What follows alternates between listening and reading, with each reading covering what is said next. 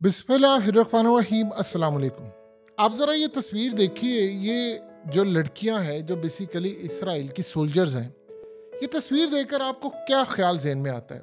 आपको ये लगा होगा कि ये असल में किसी ऐसी जगह की तस्वीर है कि जहाँ पर इन्होंने फ़लस्तीन का इलाका फ़तह कर लिया और बड़ा खुश है। पीछे बैकग्राउंड में आप देख सकते हैं कि सारे मस्त माहौल की तरह ऐसे बैठे हुए हैं इसराइली फौजी, को खाना खा रहे हैं, को मज़े कर रहे हैं और ये सेल्फीज उतरवा रही है और असल में ही आगे भेज रही हैं कि देखो हमने फतह कर लिया। क्योंकि वो इसराइल की जो मिलिट्री होती है उसने दिखाना होता है दुनिया को कि देखो हमने फतह कर लिया। और फिर आप ये मनाजिर भी देख सकते हैं कि कैसे वो जा रहे हैं स्कूलों पर, धावा बोल रहे हैं और बड़ा जश्न मना रहे हैं कि हमने स्कूल गजा के फतह कर लिया। और जानते हैं सारी दुनिया को उन्होंने क्या कहा? उन्होंने कहा हमास ने इसको अपना हेडक्वार्टर के तौर पर, छोटे छोटे जो हेडक्वार्टर्स बनाए होते, एक तो होता है मेन, उन्होंने कहा कि सारे अपने जो सेंटर्स इन्होंने बनाए होते उसके तौर पर इस्तेमाल करें। अब दुनिया में सारी ये खबर चलेगी और पूरी दुनिया में इसका बड़ा गुस्सा आया। लेकिन जरा ठहरिए, हुआ क्या है? हुआ कुछ ऐसा है जिसने इसराइल के परखच्चे उड़ा दिए हैं। ये सारे स्कूल में बैठे हुए थे, इन्होंने फतह कर लिया स्कूल। ओ जी हमने कमाल कर दिया, देखे हमास की यहाँ से चीजें निकली। और उनका दिमाग देखिए, उन्होंने अपना असला, कुछ चीजें, कुछ सारा कुछ वहां पर छोड़ दिया।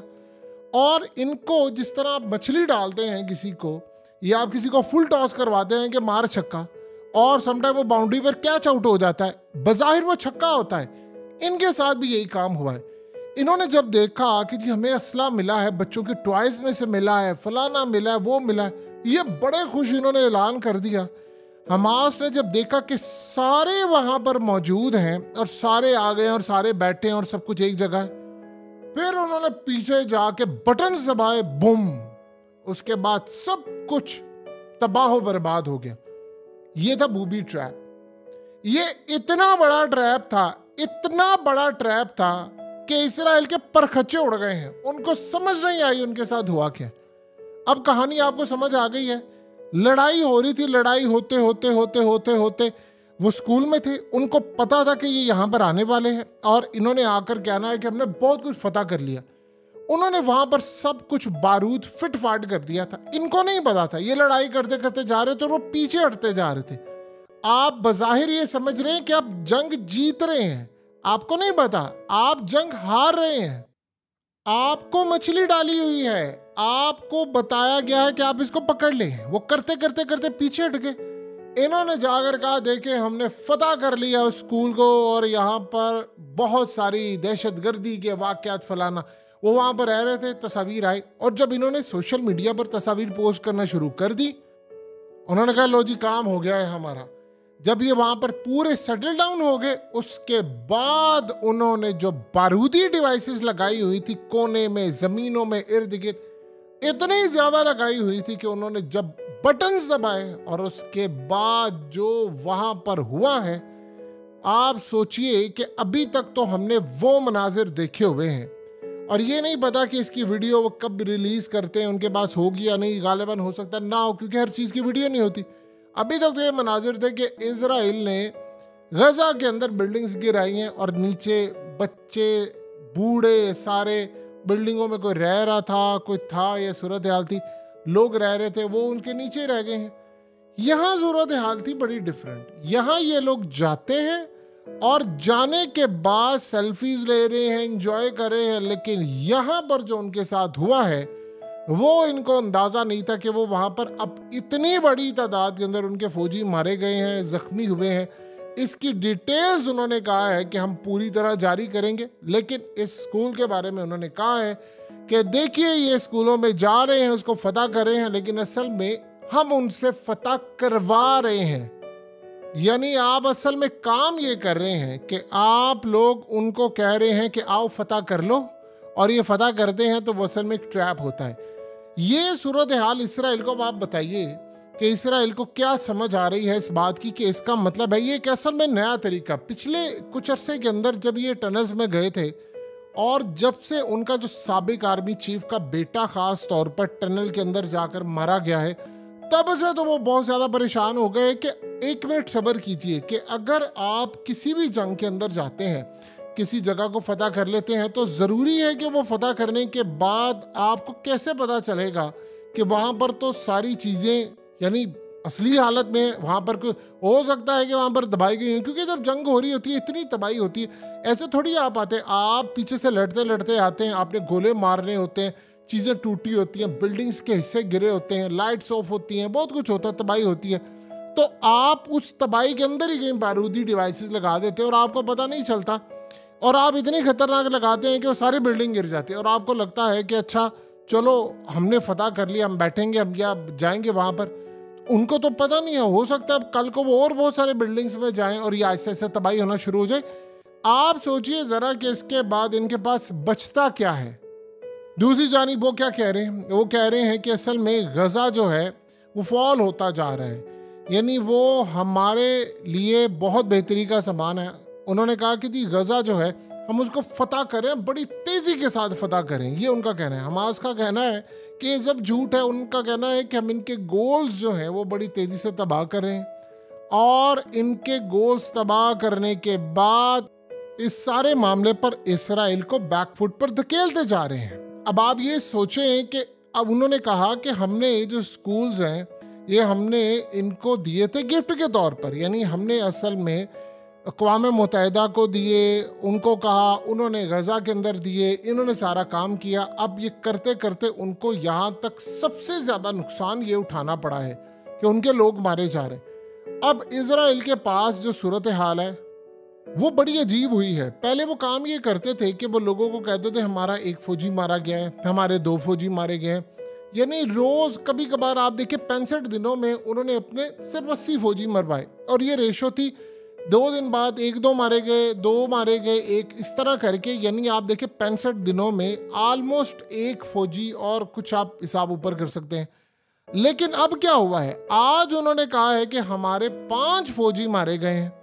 तो आप सोचिए ज़रा, अगर उन्होंने 5 का नाम लिया है तो फिर इस सारे मामले में सूरत हाल कितनी ज़्यादा खतरनाक है कि 5 उन्होंने कहा है तो कम अज़ कम 50 आपके मारे जाते हैं, क्योंकि इन्होंने बहुत कोशिश करते हैं कि ये 2 से 5% या ज़्यादा से ज़्यादा भी अगर इनको करना पड़े, जब बहुत ज़्यादा कोई तबाही हो जाए तो हम 10% बताएंगे। यानी उनका हमेशा ये काम होता है कि जो भी सूरत हाल हो, हमारे खिलाफ नेगेटिव न्यूज़ हो और अगर वो सच साबित हो जाए तो हमने उसका मैक्सिमम 10% बताना है, शुरुआत 2 से 5% करनी है। अब इसका नुकसान क्या हो रहा है? इसका नुकसान ये हो रहा है कि इसराइल के अंदर जो लोग हैं वो असल में डरे हुए हैं, बहुत ज़्यादा डरे हुए हैं कि अगर हम कोई चीज़ फतह भी कर लेते हैं और हम अगले मरहले पर जाते हैं, स्टार्ट में तो उनके साथ बहुत बुरा, अब तो ये बहुत ध्यान से जाते हैं, फिर उसके बाद करते करते मामला आगे चला जाता है। अब तो वो जाते हैं किसी सुरंग में, किसी स्कूल में, और बड़ी एहतियात से जाते हैं कि हमारे लोग ही ना मारे जाएं।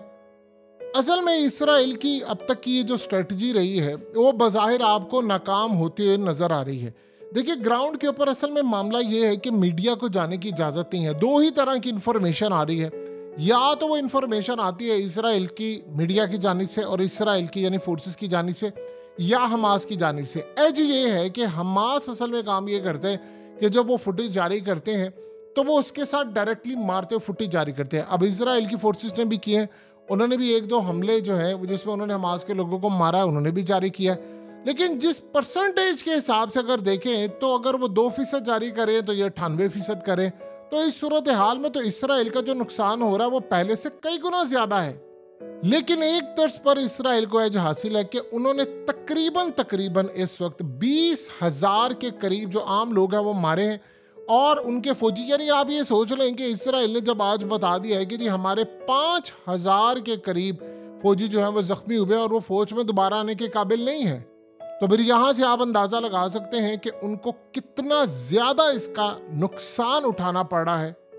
वैसे तो आप देख सकते हैं कि हैरेट्स ने जब दुनिया को ये बात बता दी है कि ये लोग हमास को बीट नहीं कर सकते, यानी आप ये देखेंगे इसराइल के मीडिया के अंदर ये खबर छपी है और ये टिकर इसने पूरी दुनिया को हिला दिया है कि अगर इसराइल के मीडिया के अंदर ये बातचीत हो रही है कि आप इनको हरा नहीं सकते, तो अब फिर इसका मतलब है कि इसराइल की जो फोर्सेस है वो जितना मर्जी कहते रहे कि हमने ये काम कर लिया है, हमने इनको हरा दिया है, हम इनके करीब पहुंच चुके हैं, हम इनको मार रहे हैं, हम ये कर रहे हैं, वो सारी की सारी चीज़ें बेमायनी हो जाती हैं। आप ये सोचें कि अमेरिका ने कम ये बात कही थी, उन्होंने कहा था गैदरिंग थी, हमने 500 तालिबान के लोग मार दिए, हमने 400 मार दिए। जब इन्होंने ऐसी बातें की तो फिर अफगान तालिबान की जानिब से वो फुटेजेस यूज़ होना शुरू हो गए, रिलीज़ की, जिसमें उन्होंने अमरीकी फ़ौजियों को मारा, तो मोराल गिरा। ये स्ट्रेटजी असल में इन्होंने हमास के लोगों ने अफगान तालिबान से सीखी है कि वो साथ साथ उन्होंने एंड के ऊपर काम ये किया था कि अमरीकी फ़ौज का मोराल बहुत ज़्यादा गिराने के लिए उन्होंने साथ साथ फुटेजेस जारी करना शुरू कर दी थी। अब अगर इसराइल के साथ ये सूरत हाल हो रही है, देखिए ये लड़ाई में एक बात आप ज़हन में रखिएगा कि लड़ाई में तो दोनों साइड के लोग मारे जाते हैं। ये कभी भी नहीं हुआ कि सिर्फ या तो इसराइल के मारे जाएं या हमास के मारे जाएं, लड़ाई दोनों जानिब होती है। सवाल ये पैदा होता है कि कौन कितने गोल्स अचीव करने में कामयाब रहा। अगर इस वक्त इसराइल ने बाइडन को कहा है कि हंगामी बेसिस पर हमने जो $75 अरब अपना ज़ाया कर लिया, तो आप हमें असला भेजो, तो इसका मतलब है कि वो असला जो है वो आपका ज़ाया हो चुका हुआ है। तो अगर आपका असला इतनी बड़ी तादाद के अंदर कंज्यूम हो चुका है, ज़ाया हो चुका है, और आप वो गोल्स अभी तक अचीव नहीं कर पा रहे जो आपने 6 से 12 दिनों में पूरा गजा फदा करना था, वो तो दूर दूर तक नहीं। देखिए प्रॉब्लम क्या है, इसराइली जंग कैसे हारा है। अगर आप देखें, एक तो उन्होंने तकरीबन आज से 10-12 दिन बाद ये पूरे तकरीबन $100 अरब या 15 दिन बाद इनके ख़त्म हो जाएंगे, यानी $100 अरब इस जंग में उन्होंने लगा दिया। 75 दिन हो जाएंगे आज से 10-12 दिन बाद, तो 75-76 दिन जब हो जाएंगे तो फिर इस मामले में क्लियर चीज़ हो जाएगी कि जंग अभी तक जीते नहीं। बाइडन ने इनको 31 दिसंबर तक का टाइम दिया हुआ है कि आपने इससे ज़्यादा नहीं जाना। ये उस पर प्रेशर डाले हैं कि नहीं, हमें 2 महीने चाहिए, हमने इसको फतह करना, हमने इसको लड़ाई करनी है। अब याद रखिएगा, अगर एक बार ज़हन में रख लें, अगर लास्ट मोमेंट के ऊपर हमास लेट से इसराइल का मीडिया कह रहा हो जी जीत रहे हैं, फलाना कर रहे हैं, लेकिन साथ साथ अब सच आना शुरू हो गया है कि जैसे मिसाल के तौर पर ये टिकर है जिसमें हैरट्स कह रहा है कि भाई आप नहीं हरा सकते, आप हमास को नहीं हरा सकते, बेहतर आपको लड़ाई ख़त्म करनी है और आगे का सोचना है। ये उनके मीडिया में आ रहा है, क्योंकि अगर वहाँ के मीडिया तक की इन्फॉर्मेशन बहुत सारी आ रही है जो वो पब्लिक कर सकते हैं, बहुत सारी पब्लिक नहीं कर सकते, और बदले में वो कह रहे हैं कि नहीं हमें ये काम करना है कि हमें 2 महीने की मजीद जंग लड़नी है ताकि हम इनको हरा सकें। नैरेटिव की जंग वो हार गए, सारी जंग हार गए। अगर इन केस एक लास्ट सिचुएशन देख लें जो इसराइल की फेवर में लेट से इनके कहने पर जाती है कि गजा को ख़त्म करते हैं, ये कहते हैं जी हम उनको हरा ले, अभी तक दूर दूर तक होता हुआ नज़र नहीं आ रहा। ये अमेरिका ने भी कहा था। अब एक मिसाल के तौर पर ये समझने हुए, अगर गजा को आपने किसी भी वजह से कैप्चर किया तो ये तो आपने तीसरी जंग अज़ीम छेड़ दी है। वो बैठा हुआ है अभी लेबनान, अभी यमन बैठा हुआ है, अभी ईरान बैठा हुआ है, अभी पूरा वर्ल्ड बैठा हुआ है, और उन्होंने कहा था कि हम इजराइल को तस्लीम करते हैं, साथ हम फ़लस्तीन को करते हैं। और सऊदी अरब तो इन सब से आगे बढ़ के उसने कहा पूरी इंडिपेंडेंट स्टेट, प्लस उन्होंने कहा कि 1967 की पोजीशन पर आपको वापस जाना होगा, तब हम आपको तस्लीम करेंगे और आपकी सारी सूरत हाल को तस्लीम करेंगे। ये दोनों तरफ फंसे हुए। अगर तो ये 31 दिसंबर तक लड़ाई को ख़त्म करके यानी कामयाब नहीं करते तो फिर अमेरिका इनको कहेगा आप जंग खत्म करें, जो अभी तक वो करेगी, कोशिश करेंगे उस पर दबाव डालने की। लेट से वो जंग खत्म हो जाती है तो इसका मतलब है कि वो अभी जो अमेरिका ने कहा है कि अभी मजीद बातचीत जारी है और कैदियों के तबादले की सूरत हाल है। चले 1 मिनट के लिए समझते हैं कि कैदियों का तबादला हो जाता है तो फिर इसका मतलब है कि 1-1.5 हफ्ते के लिए जंग बंदी होगी। तो 1-1.5 हफ्ते के लिए जंग बंदी होना इसराइल की फिर नाकामी है, फिर वो दोबारा जाएगा। ऐसा नहीं होने वाला। इसराइल के लिए बड़े मसाइल है, या तो वो जंग जीतेगा या वो हारेगा। अगर वो जंग जीते बगैर वापस उसको आना पड़ता है तो यहाँ पर चाइना से लेकर बड़ी बड़ी कंपनीज कहेंगी कि हम कंस्ट्रक्शन करने हमने यहाँ पर आना है। तो होगा क्या, फिर वही सूरत हाल होगी जो दुनिया में जोक्स बने हुए हैं कि अमेरिका ने अफगानिस्तान के अंदर रहते हुए तालिबान की हुकूमत गिराकर 21 साल ट्रिलियंस ऑफ डॉलर लगाकर हजारों लाखों फौजी मरवा कर तबाही कर कर दुनिया को इस तरफ लगाकर 21 साल के बाद उन्हीं अफगान तालिबान को अफगानिस्तान सौंपकर वापस हार कर चला गया। तो वो दुनिया पूछ रही है और वो फौजी जो है वो मरवाएगी और वो इतनी तबाही हुई और वो सारा अमेरिका का दबदबा। और सबसे बड़ी बात कि अमेरिका का वो सारा प्लान, वो फौजी, वो एड, वो स्नैरियो, वो आगे बढ़ना, वो कहाँ पर गया।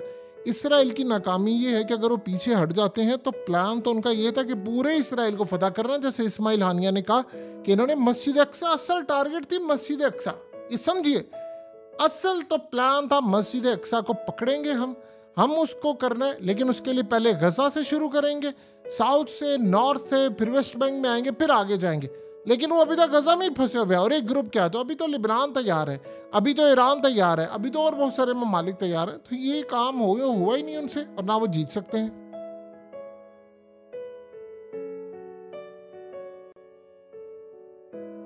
हकीकत टीवी को सब्सक्राइब करना मत भूलें, वीडियो को लाइक करें, शेयर करें और कमेंट सेक्शन में अपनी राय का इजहार ज़रूर करें।